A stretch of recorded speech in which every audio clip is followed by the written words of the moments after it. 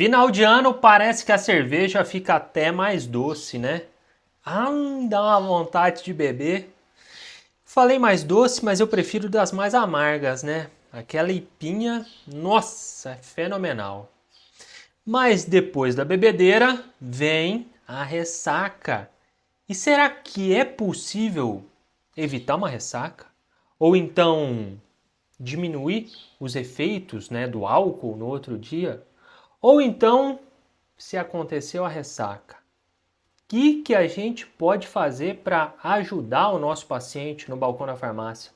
Como que a gente pode amenizar esses efeitos do álcool em excesso aí?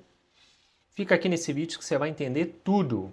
Eu sou o Jaime Bernini Júnior, farmacêutico, atuo no balcão de farmácia há mais de 18 anos e aqui no YouTube eu te ajudo com a realidade do balcão, que a realidade é bem diferente da faculdade, né? Bem diferente dos livros.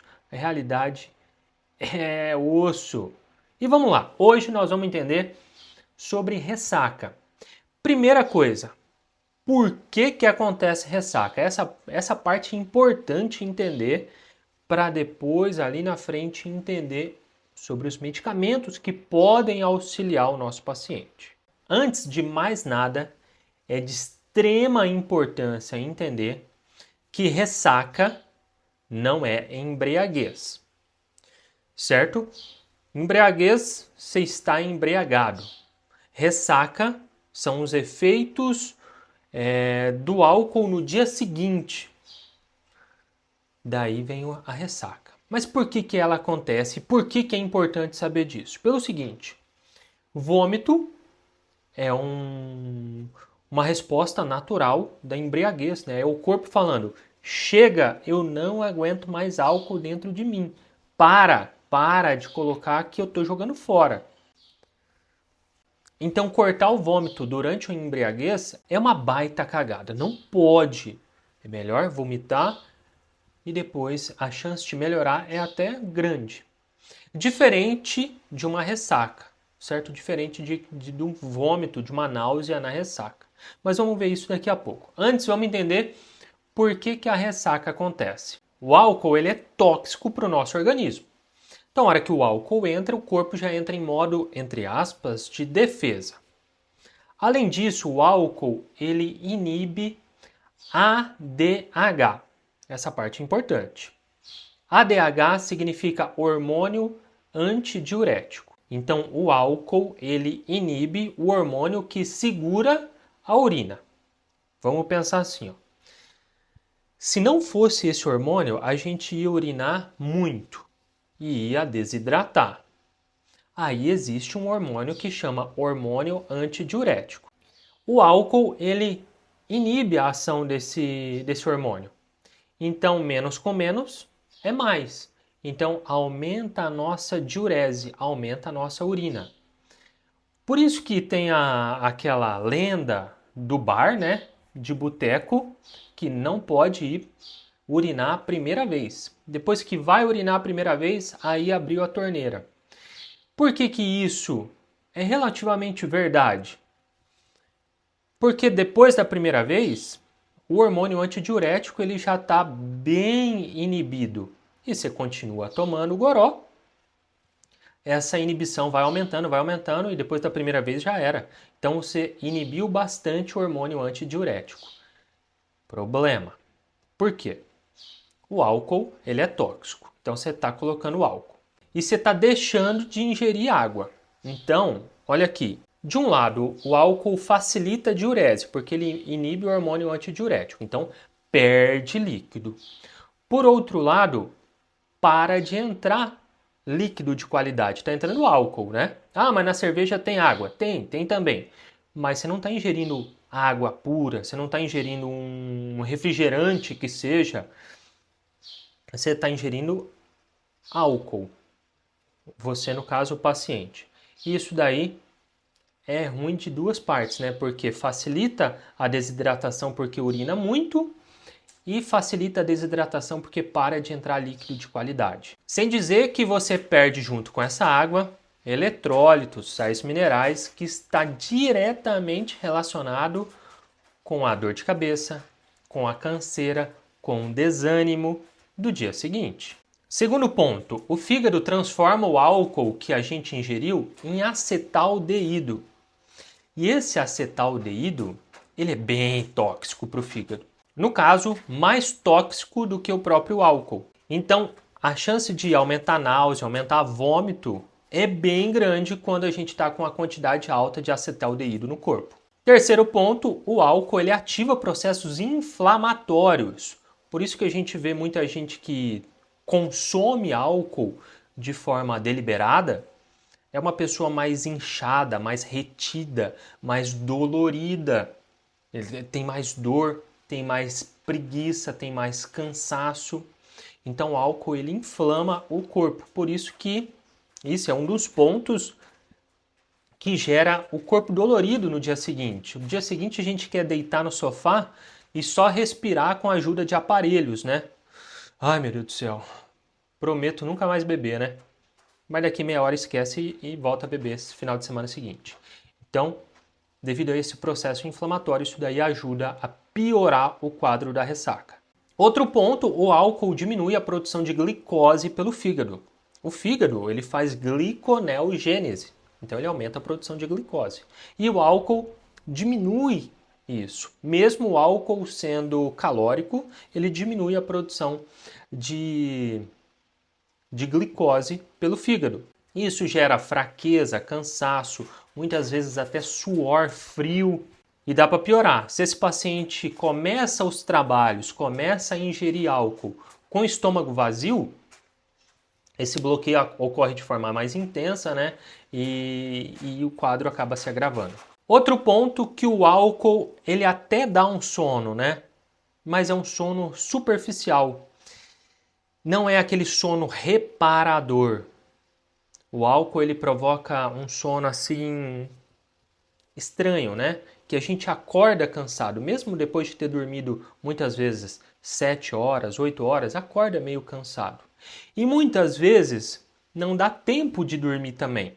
Por exemplo, foi para um churrasco, chegou 2 horas da manhã em casa, amanhã é segunda-feira, 6 horas tem que estar de pé no balcão da farmácia. Cara, osso, né? Difícil. O corpo tá dolorido, cansado, tá judiado. E ainda você tem pouco tempo de sono. Tem 4 horas, 3 horas e meia, 5 horas de sono. Naturalmente vai acordar dolorido. Certo, mas como evitar a ressaca? Bem, uma receita muito boa para evitar ressaca e ela funciona 100% das vezes, grava isso, é não beber. Simples assim. A única forma de não ter ressaca é não bebendo. Ah, Jaime, sem graça. Pois é, paciência. Não existe remédio milagroso, não existe remédio mágico, tá? Então o único remédio que realmente é eficaz para não acontecer a ressaca é não beber. Mas dá para amenizar a ressaca? Dá para amenizar. Como? Aí que entra o nosso papel no balcão da farmácia. Quando a gente atende o paciente de ressaca, a gente não pode simplesmente pegar um sal de fruta, colocar no copo, dar para ele tomar e ó, ótimo dia, melhoras. Não é assim. Pelo seguinte, a gente tem que entender o que está acontecendo com esse paciente. Porque a ressaca pode acontecer cansaço, pode acontecer só dor de cabeça, pode acontecer diarreia, pode acontecer náusea, vômito, pode ser tudo isso junto, pode ser sensação de morte, né? Igual quando a gente deita no sofá e respira por aparelhos. Então depende, cada paciente responde de um jeito. Obviamente que dependendo também da intensidade, da quantidade de consumo etílico, de consumo de álcool que ocorreu no dia anterior. Então, tudo isso interfere nos sintomas do nosso paciente, no que nosso paciente está sentindo. Para aí, a gente precisa fazer o BPS com ele. Busca por sintomas. E entender o que esse paciente está sentindo. Porque daí, em vez de preparar um antiácido efervescente e dar para ele, a gente vai no foco, a gente vai no sintoma. Vamos supor que ele está sentindo uma dor de cabeça. Pô, sal de fruta ia ser eficaz para ele? Não, não ia. Ah, Jaime, mas sempre funciona comigo. Contigo. Mas seu paciente não é você. Tem que entender o sintoma dele. Então é melhor ter um kit ressaca? Não. Kit ressaca é proibido por lei, né? A Anvisa não deixa isso. E não faz sentido também. É muito mais sensato questionar os sintomas, fazer o BPS. Vamos supor aqui, ó, dor de cabeça. Pô, não é melhor uma dipirona? Ou então uma doralgina, uma neosaldina? Pô, sensato. Paracetamol é uma boa ideia? Não, paracetamol não é uma boa ideia. Paracetamol ele se torna hepatotóxico, né, devido a se ele for utilizado numa dose maior. O acetaldeído, que o álcool é transformado, é tóxico. Então faz sentido colocar mais um negócio tóxico para o fígado, mesmo que numa dose pequena? Cara, não faz sentido, já que a gente tem a dipirona na mão. A neosaldina, a doralgina. Você entendeu que daí a gente diminui a lesão hepática. O fígado já está cansado, ele já está judiado da cachaçada de ontem. Faz sentido colocar mais um negócio hepatotóxico? Ah, já meu paciente é alérgico à dipirona. Bem, aí eu ainda prefiro ir por um ibuprofeno cápsula gelatinosa. Eu acho que faz mais sentido do que colocar um paracetamol. E quanto ao fígado desse paciente, tem solução? Não. Lembra que eu falei que não tem pílula mágica? Mas dá para dar um talento nele, dá para melhorar a condição de vida dele, auxiliar o funcionamento dele. Que jeito? Xantinon funciona muito bem. Ampolinha de fígado, por exemplo, Epocler, Resalive, essas ampolinhas para o fígado. Isso daí ajuda o fígado a trabalhar melhor. Vai ser a solução dos problemas? Novamente, não. Vai ser bem-vindo? Sim, é bem-vindo. E quanto ao Engov, não é uma boa ideia? Infelizmente, não é uma boa ideia. Ele tem ácido acetil salicílico que machuca a parede do estômago, pode facilitar sangramento. O álcool, ele machuca também a mucosa gástrica, né? Então, une dois negócios ali ó, que facilitam uma lesão gástrica. O Engov, ele tem mepiramina, que pode provocar sonolência. Por um lado, ele ameniza a náusea e o vômito, que é legal. Por outro lado, pode provocar sonolência, que é ruim. Outro ponto importante, a mepiramina é para náusea e vômito. Se eu tomo o Engov antes, ele vai tentar bloquear a minha náusea e o meu vômito enquanto eu ingiro o álcool. Por um lado, pode até parecer benéfico, né? Putz, parece interessante isso, que daí eu vou aguentar beber mais. Não é. Isso é uma baita armadilha. Pelo seguinte, a hora que o corpo vomita, é ele falando, eu não aguento mais. Eu tô no meu limite. Nós vamos arregar, cara. Nós estamos para explodir. Se tem um remédio segurando essa náusea, segurando o vômito, então o corpo acaba se confundindo e achando que aguenta mais o goró, facilitando o paciente entrar num coma alcoólico ou exagerando no gole e fazendo mais arte do que deveria fazer. Então, por esse lado, é um baita perigo utilizar antiemético antes do álcool, porque a chance de dar ruim é grande. Diferente do antiemético na ressaca.